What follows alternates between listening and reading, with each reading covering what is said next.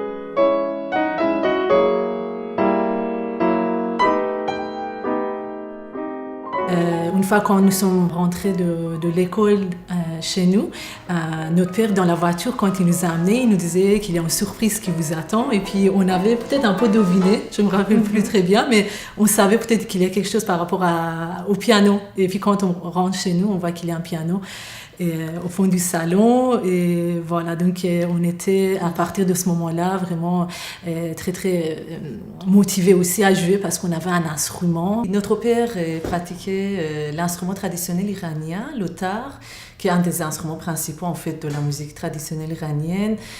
Et notre mère, elle aimait toujours faire de la musique, mais étant née dans une famille traditionnelle plutôt religieuse, ses parents l'ont toujours un peu interdit en fait. On a commencé à prendre des cours de piano à l'âge de 8 ans parce que nos parents nous ont vraiment mis dans cette voie-là. On faisait des choses en collaboration beaucoup. Donc jouer le piano à 4 mains, c'était comme une sorte de rallongement en fait de la passion qu'on avait de jouer ensemble. Et ça continuait avec... C'était très naturel en fait. On allait au piano, on jouait, et puis on rigolait, on se disputait parfois, mais c'était vraiment...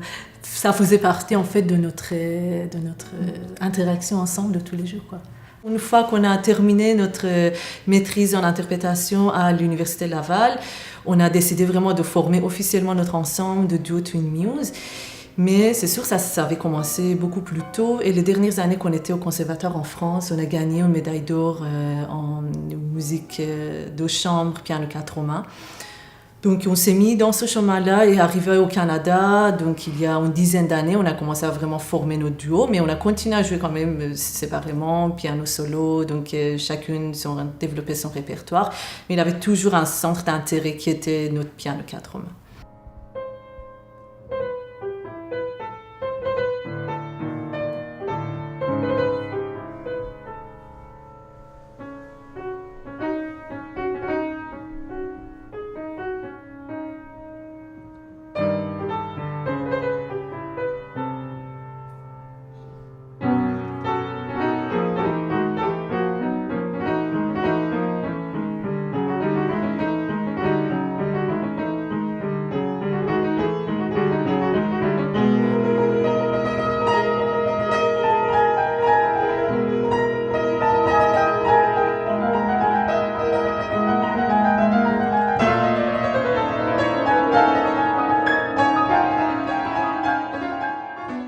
Mais d'être jumelles, c'est de vivre, voilà, c'est beaucoup de choses, c'est de vivre beaucoup de choses au quotidien ensemble.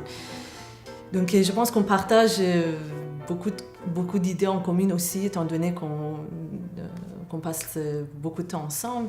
Et ça nous aide maintenant que nous sommes toutes les deux musiciennes, ça nous aide beaucoup sur le plan musical. Donc ça nous a forgé en fait un caractère musical très semblable aussi, ce qui est très positif. Même si nous avons la plupart du temps, quand nous travaillons ensemble, il y a beaucoup d'idées qui ne sont pas la même. Donc il faut arriver à un point convergent puis dire ok, c'est de cette manière-là qu'on va décider d'interpréter par exemple ce passage-là. Et c'est la même chose en fait un peu dans la vie quotidienne, ce qu'on a vécu jusque-là.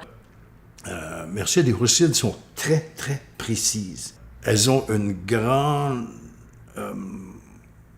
une incroyable palette de couleurs et de toucher. Et c'est pas évident, parce qu'on a toujours l'impression que le piano, c'est un instrument mécanique. On pèse sur une touche qui déclenche un marteau, mais il y a beaucoup plus que ça. Je me souviens quand elles m'ont invité à commenter leur exécution du Sacre du Printemps, un des aspects que j'avais relevé, c'était cette précision rythmique qui est nécessaire là où elle est nécessaire. Ça ne veut pas dire qu'elle est nécessaire tout le temps. Alors, c'est la preuve d'une grande intelligence et qui vient du fait qu'elles travaillent ensemble. Souvent, après avoir choisi la partition qu'on veut jouer, c'est le tour de voir qui joue en haut et qui joue en bas. La plupart du temps, on va avec notre expérience, donc par rapport à si c'est une musique contemporaine, est-ce que c'est une musique romantique et combien de fois est-ce que l'une a joué dans l'aigu, dans le grave. Donc, on essaye en fait surtout de bien balancer cette question par rapport au timing des concerts. Et une fois que ça s'est déterminé, nous pratiquons en fait chacune individuellement au début. Souvent, on écoute d'abord l'œuvre plusieurs fois après avoir vraiment déterminé le tempo, le caractère de la pièce. On se sépare, on pratique pendant un bout de temps, chacune dans son studio, de manière à apprendre vraiment la pièce. Beaucoup de choses se passent au niveau gestuel, donc en plus de communiquer les idées par les mots, il y a beaucoup de choses qui se passent dans ce qui vraiment nous entoure, donc dans notre bulle première qui est au piano. C'est pour ça qu'on aime beaucoup jouer aussi piano 4 mains, parce qu'on est très, très proche, on se sent, on sent la respiration de l'autre, on sent les pieds quand ça bouge sur la pédale.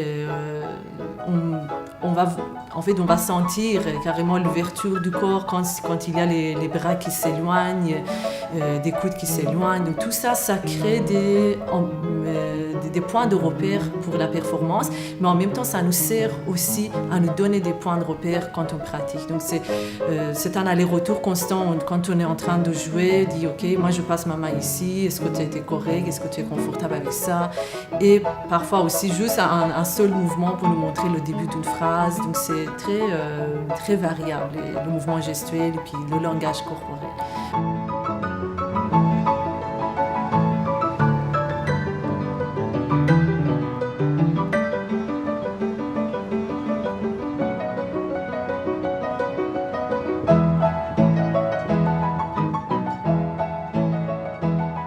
Le premier film que j'ai fait, c'est un film qui s'appelle Mondo Karma. Et c'est une histoire qui est vraiment basée sur le destin, la coïncidence, le karma et le hasard.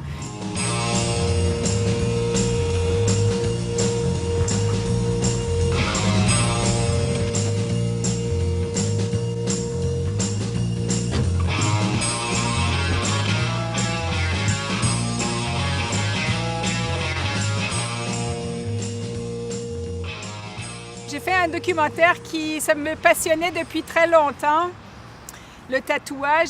Et moi, j'avais eu la chance de rencontrer un monsieur qui était né dans un salon de tatouage. Son père était tatoueur et c'était toute une question de linéage, de descendance, d'héritage et de liens de famille. Donc, son frère était tatoueur. Les enfants sont tous nés dans l'univers du tatouage, dans un autobus qui traversait le Canada. Donc, ouais, c'était vraiment spécial. Est-ce que tu te sens plus à l'aise quand tu as tout le processus que tu mènes ou est-ce que tu aimes ça aussi quand il y a des collaborateurs qui divisent en fait la tâche avec toi, qui réalisent le tout quand même? Oui. Mais laquelle est-ce que tu préfères pour le résultat final?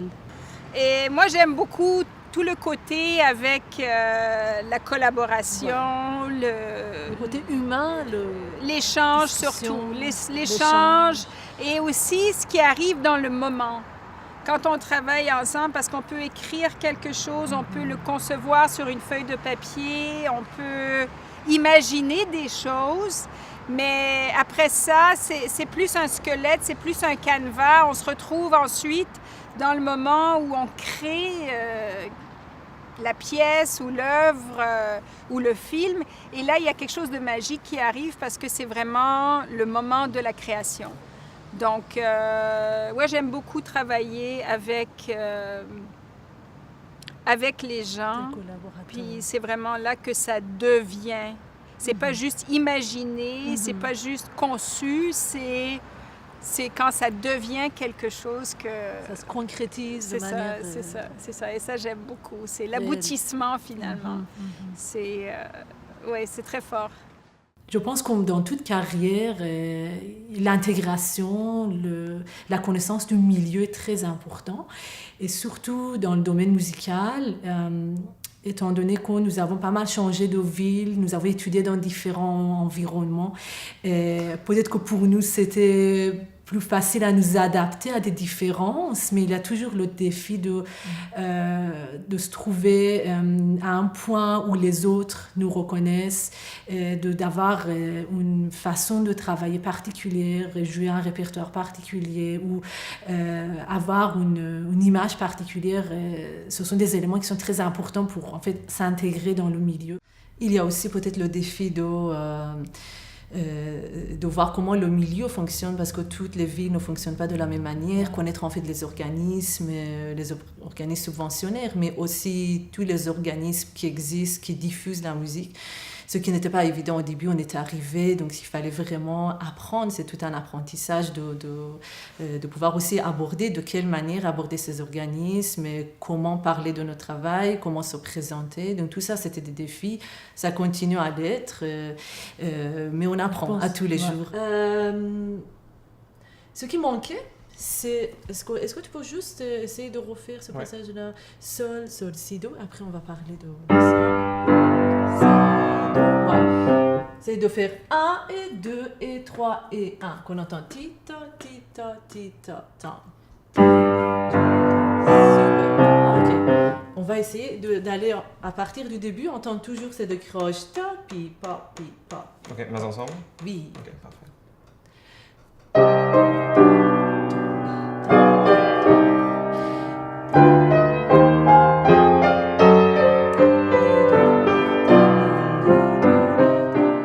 Moi, ce que j'apprécie le plus, c'est justement ce double côté où je suis à la fois très à l'aise parce que je peux m'exprimer, puis elle est très à l'écoute de ce que j'ai envie de faire, puis de la façon dont j'ai envie de travailler. Mais en même temps, elle est très professionnelle, puis très rigoureuse aussi sur beaucoup d'aspects. Donc, ça permet d'avoir un côté, c'est ça, de rigueur qui est toujours là, mais on le sent pas vraiment forcément comme un cours vraiment trop rigide. Il y a toujours place à discuter, puis c'est ça, son ouverture d'esprit est vraiment très appréciée. En fait, la musique a été vraiment un choix très, très naturel qui s'est présenté. Et je pense que pour moi, c'est ma vie. C'est là où je me sens le mieux quand je joue. Quand je suis sur scène, c'est un moment aussi très, très précieux, très intéressant pour moi. Ce qui est le plus beau dans la musique, c'est qu'on ne peut pas, dans le fond, exprimer autrement ce qu'on ressent que par l'interprétation, que par le jeu instrumental. Donc, essayons de faire avec les accords très courts. Exact. Donc, tu laisses ta main droite vraiment faire le legato et après, tu t'en vas. D'accord? Une fois que tu es assuré que le son, il s'en va vers le ré. Si, ré, do, si. OK? Oui, encore une fois. Très bien. Maintenant, on va essayer de le coller avec. Et c'est tout. OK? On s'arrête. Très bien. Attention à avoir vraiment un accord complet, main gauche. Okay, ouais. Il y avait des choses que j'ai imaginées que je pourrais jamais faire. Comme pour moi, c'est très difficile des fois de faire des choses avec les deux mains. Et c'était pour moi vraiment comme... Je n'ai pas imaginé que je pourrais faire ça, mais elle a des façons d'expliquer, de jouer avec les deux mains séparées puis les mettre ensemble. C'est vraiment une façon d'apprendre la logique.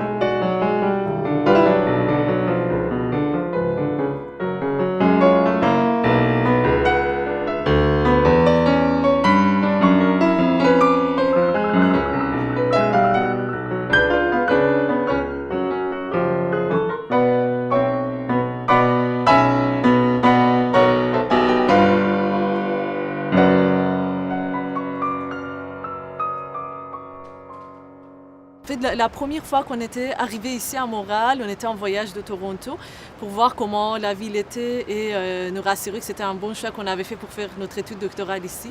Et là, on avait senti toutes les deux comme quelque chose de particulier, une certaine certains rapprochements avec les gens qu'on ne sentait pas autant à Toronto. Donc il y avait quelque chose de très intime et très friendly, très amical à Montréal qui nous a vraiment attirés à ses débuts. C'est vrai que c'est une ville à la fois historique, avec beaucoup d'histoire, beaucoup de monuments qui sont vieux, comme par exemple le Vieux Montréal. Je trouve que c'est très vivant, très dynamique, mais à la fois un peu reculé. Donc il y a le fleuve et moi j'aime beaucoup venir courir justement au bord du fleuve, regarder aussi un peu les vieilles rues étroites. Moi, ce que j'aime beaucoup à Montréal, c'est la verdure. On est en même temps dans la ville, mais on a accès quand même à des espaces verts, dont le parc Mont-Royal, qui est vraiment un endroit très privilégié. J'aime beaucoup me promener là-bas, faire du jogging. Même quand il pleut un peu, j'aime beaucoup la senteur de la forêt, un peu dans ce parc-là. Donc c'est ça, je trouve intéressant qu'on est à l'intérieur d'une ville, mais en même temps, on a accès à plusieurs espaces verts.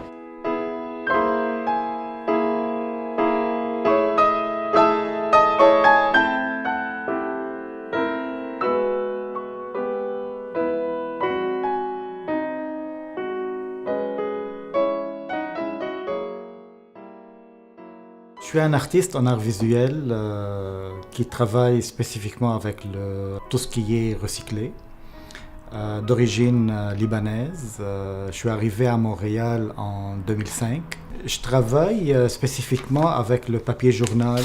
C'est un procédé technique que j'ai développé en fait avec les années, qui consiste à transformer le papier journal en pâte pour le modelage.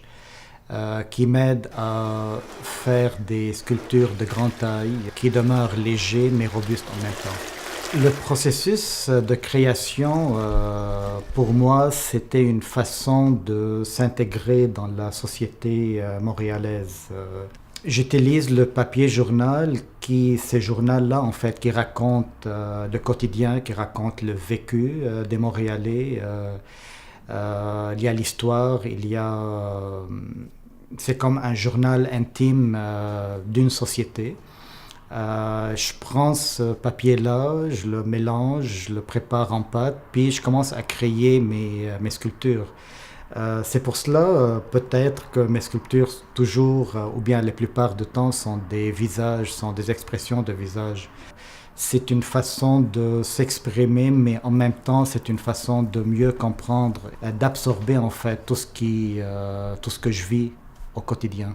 La question identitaire, les racines, le vécu en fait que j'ai comme étant un Libanais est toujours présent en fait dans mes sujets, dans mes sculptures. C'est la mémoire en fait qui se dégage à la fin avec tous mes sujets. Et c'est ce mélange en fait, ce fusion de cultures qu'on peut trouver d'ailleurs facilement ici à Montréal. Est-ce que dans ton matériel que tu utilises, est-ce qu'il y a d'autres choses que tu emploies en plus de papier mâché À la base, j'ai à peu près, je dirais, dans mes sculptures, il y a plus que 80% du papier. D'accord. Mais bien sûr, pour faire des grands formats, il y a l'armature là, à l'intérieur, qui est du bois, du métal, toutes sortes d'affaires en fait, juste pour créer la forme, la structure, disons, qui va être habillée par la pâte du papier. Ça, c'est le duo du triptyque. Et c'est ça en fait le concept, que de ce côté-là, on a le premier visage qui va aller à la rencontre de l'autre visage qui est de ce côté-là. Et juste l'idée en fait d'explorer morphologiquement en fait comment on va changer une fois que je suis avec l'autre. Quand je vais aller à la rencontre de l'autre, pratiquement, il y a un genre d'énergie qui va se changer entre nous. Et cette énergie pourrait nous affecter en fait physiquement. Certains traits qui vont aller se prolonger pour rencontrer l'autre en fait. On va faire des compromis en fait, si tu veux. Et le compromis, ça va être mutuel en fait, entre moi et toi, entre moi et l'autre, pour vraiment bâtir un duo. Les duos de pianistes sont assez rarissimes. Il n'y en a pas. Des quatuors à cordes, il y en a. Des trios, il y en a. Mais des duos de pianistes, il n'y en a pas beaucoup. Et d'autant plus qu'un duo de pianistes aussi unique que d'avoir ces deux jumelles qui sont vraiment formidables. C'est unique. C'est quelque chose. Il faut en profiter pendant que ça passe parce que ça n'arrive pas souvent. On s'aime beaucoup. Mais je pense que c'est dans le fait qu'on vit, on s'aime et qu'on veut arriver à quelque chose ensemble. Ça aide beaucoup à avoir en fait une connexion qu'on ne peut pas forcément avoir ou développer avec quelqu'un d'autre. Et on veut que l'autre soit toujours heureuse aussi. Donc, même lorsque nous jouons, il y a ce souci de est-ce que tout va bien pour l'autre? Est-ce qu'on a fait ce qu'il fallait par rapport à ce qu'on s'était dit?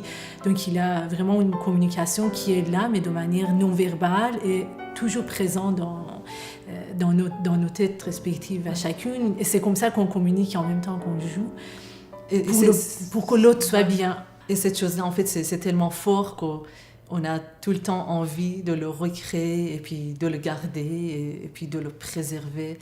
Donc, de le répéter. Voilà. Donc, l'envie d'aller le jouer et puis être dans ces moments-là, c'est plus fort que nous. Et je pense qu'étant jumelles, ça nous a beaucoup aidé à créer ça et recréer ça tous les jours un peu.